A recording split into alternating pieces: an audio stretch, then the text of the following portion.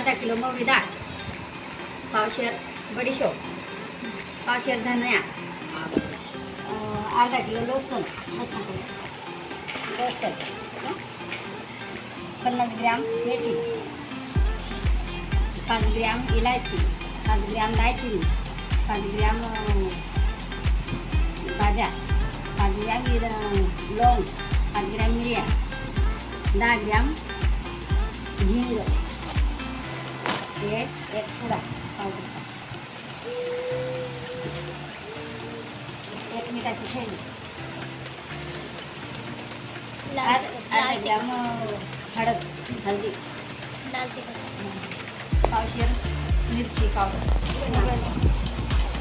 4 kilo गूळ, 4 kilo गूळ, 20 kilo कैरी. हे सर्व कुटून घ्यायचं, बारीक पावडर करून घ्यायची. काय बनवते मम्मी तू? नंतर सांगू. आज गावरान लोणचं बनवायचं आहे.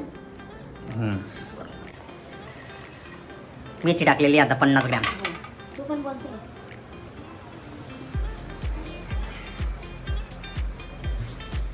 जे आता आणलेला आहे मसाला, प्युअर गावरान मसाला खानदेशी. हे काय आहे? लसणाची मिरची पावडर, मिरची पावडर, लसणाची मिरची पावडर, लसणाची मिरची पावडर, हो प्युअर ग्रेव्हीमध्ये हो, मसाला, ग्रेव्ही मसाला, लसणाची मिरची पावडर एकदम कडक.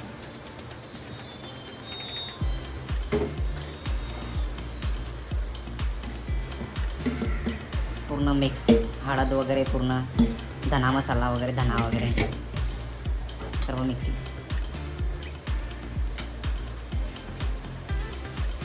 प्रॉपर पद्धतीने पूर्ण मिक्सिंग होत आहे आता त्याची तेलामध्ये, गरम तेलामध्ये. हे परत धने आले आणि हळद,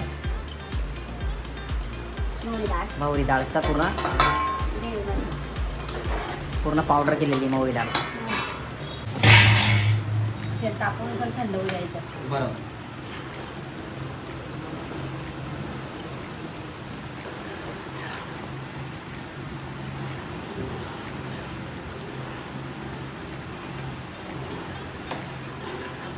एकदम मखमली वास येत आहे छान प्रकारे. आता मम्मी छान प्रकारे एकदम मिक्स कालवून घेत आहे पूर्णचं पूर्ण. आता ते गरम तेलामध्ये पूर्ण मसाले वगैरे टाकलेले आहे छान प्रकारे एकदम. दीड पोळी म्हणजे टाटा नमकमध्ये एकदम प्युअर टाटा नमक. हा टाटा नमक, किती पुड्या? दीड पुड्या. म्हणजे 20 किलोला दीड पोळी. 20 किलोला दीड पोळी. हो. असं ते मिश्रण आहे. प्रमाण, हो, त्याचं मिश्रण आहे. हिंग वगैरे असं प्रमाण ठेवायचं. 50. 20 किलोला दीड पोळी. हो. नवजीवन आहे का? हो. नवजीवन पिला पावडर, हिंग पावडर आहे का? हिंग. ओके. लोणचं खराब. पुढचं 3 किलो गूळ. हे आता मिश्रण करताय पूर्ण मिठामध्ये. नमक, हिंग आणि नमक मिक्स करायचं आहे. हिंग आणि नमक मिक्स केलं जातं आहे पूर्ण. Sodium powder, sodium powder mix केली जात आहे. गुळाचं मिश्रण केलं जातं आता पूर्ण. चांगल्या पद्धतीने मिक्स करून घ्यायचं. बरोबर. पूर्ण गुळाचं वगैरे सर्व एकदम पेस्ट बनते त्याची एकदम डायरेक्ट. का पेस्ट बनवून घ्यायची. नंतर मग मिक्स करून टाकायचं. लोणचा कैरीचे जे तुकडे आता मिक्सी करायची. एका कटोरीमध्ये घ्यायचे.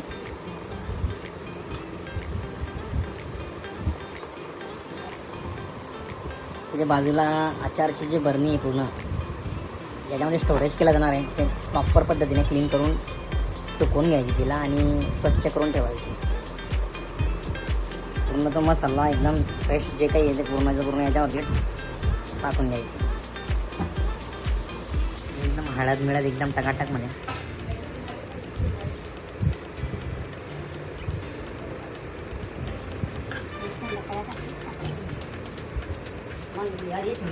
मिक्सिंग करत करत थोडं टाकावं लागतं.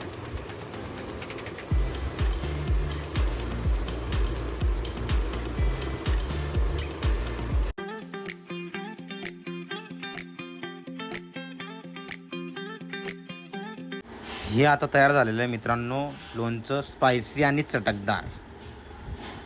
थँक्यू.